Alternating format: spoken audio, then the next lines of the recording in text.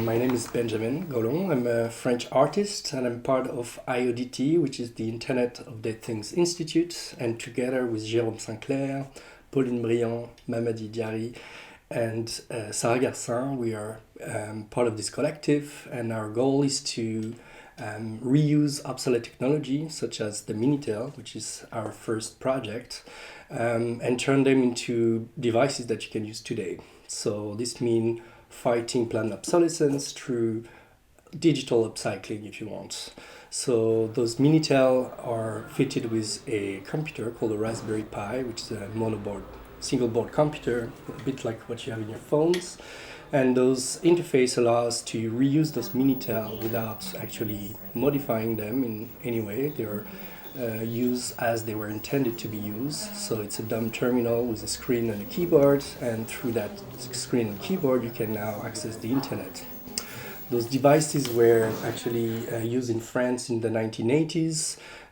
They were a national state-run plan, so you could rent those terminals and access a network that was pre-web, if you want, access, and you could do banking, you can do online dating, register to university, anything that pretty much we do today with the web was already available in the 80s in France. Other countries had similar networks, but this one was probably one of the biggest. There was about 6 million Minitel terminal in France, and this is what we are trying to tap into. All these devices, even though they are 40 years old, are still working, and they actually are efficient devices. They use much less energy than your laptop. So let's imagine you want to use this system to listen to your favorite radio or check the news.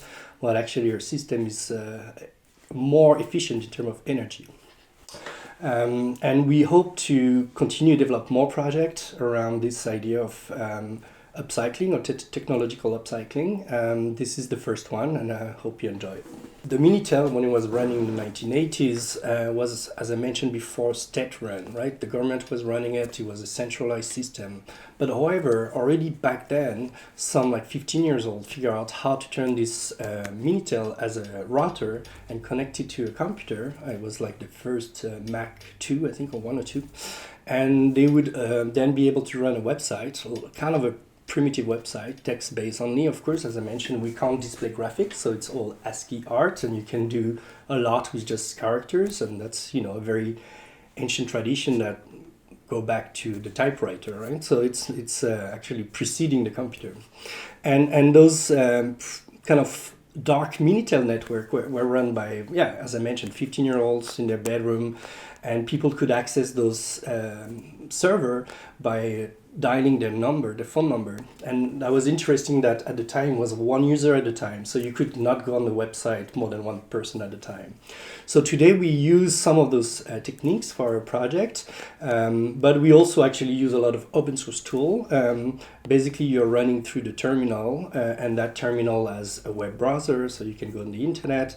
Of course, some websites work better than others because you need a lot of text, obviously. All the graphics can't be displayed, and some websites actually block you, especially, for example, Facebook. You can't go on Facebook through our system because Facebook wants you to use JavaScript and all kind of monitoring tools that our system prevents access to. So for us, it was interesting to see the limitation on what kind of websites are still working today, which one are kind of suited to this text-only experience.